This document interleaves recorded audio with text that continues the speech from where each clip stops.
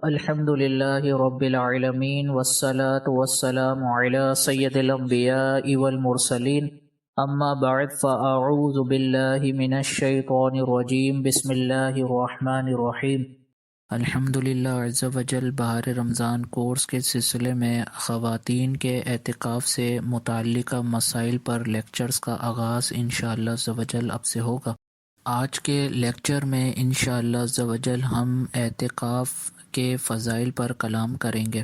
یہ یاد رکھیں کہ اعتکاف کا ثبوت باقاعدہ قرآن پاک کے اندر موجود ہے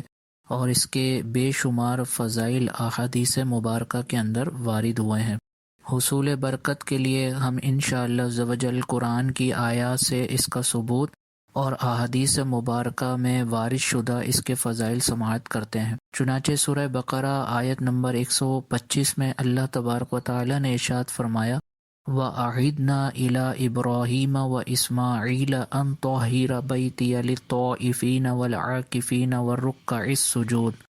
اور ہم نے تاکید فرمائی ابراہیم اور اسماعیل کو کہ میرا گھر خوب ستھرا کرو طواف والو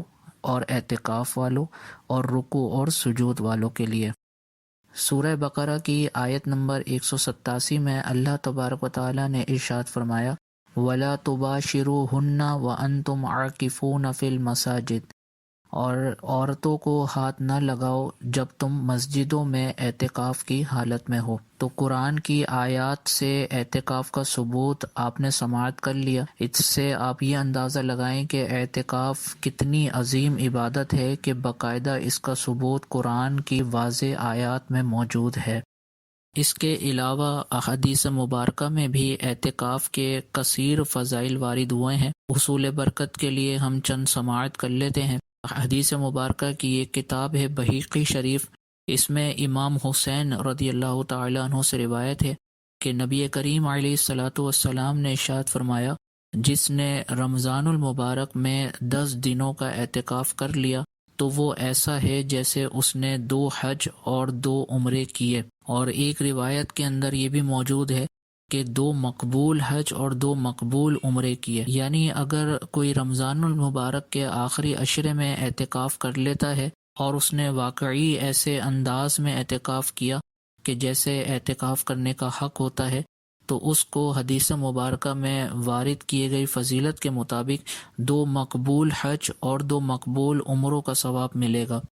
اب اس سے اندازہ لگائیں کہ اگر ہم اپنی زندگی میں 2 حج اور 2 عمرے کر بھی لیں تو اس میں پہلی بات تو یہ کہ پیسے کتنے خرچ ہوں گے، اور دوسرا اگر کوئی پیسے خرچ کر کے 2 حج اور 2 عمرے کر بھی لے تب بھی اس بات کی گارنٹی تو وہ دے نہیں سکتا مرتے دم تک کہ میرے یہ 2 حج اور 2 عمرے اللہ تعالیٰ کی بارگاہ میں قبول ہوئے بھی ہوں گے یا نہیں ہوئے ہوں گے۔ لیکن نبی کریم علیہ الصلاۃ والسلام نے جب فرما دیا کہ 2 مقبول حج اور 2 مقبول عمروں کا ثواب ملے گا تو اس بات کی گارنٹی حاصل ہو گئی کہ جس نے اعتکاف کر لیا اس کو یقیناً مقبول شدہ 2 حج اور 2 عمروں کا ثواب ملے گا۔ ام المؤمنین حضرت سیدتنا عائشہ صدیقہ رضی اللہ تعالی عنہا روایت فرماتی ہیں کہ نبی کریم علیہ الصلاۃ والسلام رمضان المبارک کے آخری عشرے یعنی آخری 10 دنوں کا اعتکاف فرمایا کرتے، یہاں تک کہ اللہ عز و جل نے آپ علیہ الصلاۃ والسلام کو وفات ظاہری عطا فرمائی۔ پھر آپ علیہ الصلاۃ والسلام کے بعد آپ علیہ الصلاۃ والسلام کی ازواج مطہرات اعتکاف کرتی رہیں۔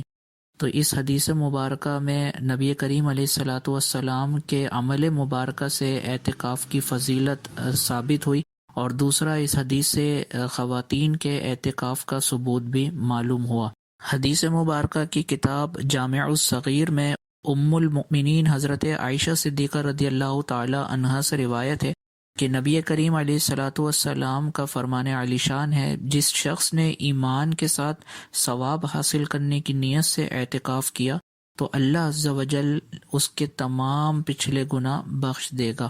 تو ان فضائل کو سننے کے بعد اب ہر بہن کا یہ ذہن بن جانا چاہیے کہ اللہ تعالیٰ زندگی میں جب جب موقع عطا فرمائے رمضان کے آخری عشرے کا اعتکاف کرنا چاہیے اور حدیث میں وارد ہونے والے فضیلتوں کا حقدار بننا چاہیے۔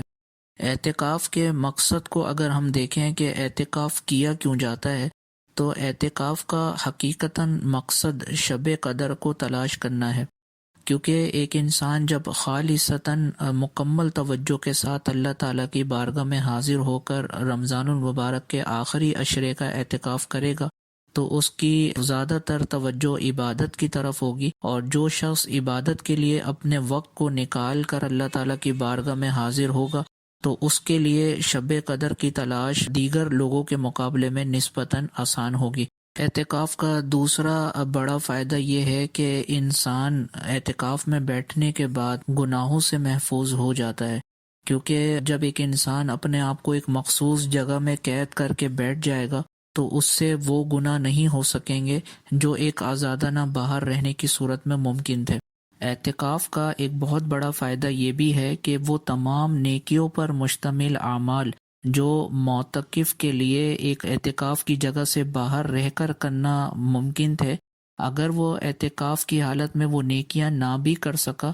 تو اللہ عز و جل اس کو ان نیکیوں کا ثواب عطا فرمائے گا اور ان نیکیوں کو اس کے نامہ اعمال میں درج فرمائے گا۔ مثال کے طور پر اگر کوئی بہن ایسی ہیں کہ جو اپنے والدین کی خدمت کرتی ہیں اور اب وہ اعتکاف میں بیٹھنے کے بعد اس سعادت سے محروم ہو گئی، تو اس سعادت سے وہ حقیقتاً محروم نہیں ہوئی، ظاہری طور پر بس محروم ہوئی ہیں، کیونکہ اعتکاف میں بیٹھنے کے بعد اللہ عز و جل ان کے نامہ اعمال میں والدین کی خدمت کا ثواب لکھ دے گا۔ تو یہ مختصراً اعتکاف سے متعلقہ فضائل تھے۔ اللہ عز و جل سے دعا ہے کہ اللہ تعالی ہمیں زندگی میں ہر بار اعتکاف کرنے کی سعادت عطا فرمائے، آمین بجاہ النبی الامین صلی اللہ تعالی علیہ وسلم۔ آپ دیکھ رہے ہیں PATF Islamic info YouTube channel. مزید اسلامک ویڈیوز کے لیے ہمارا چینل سبسکرائب کریں۔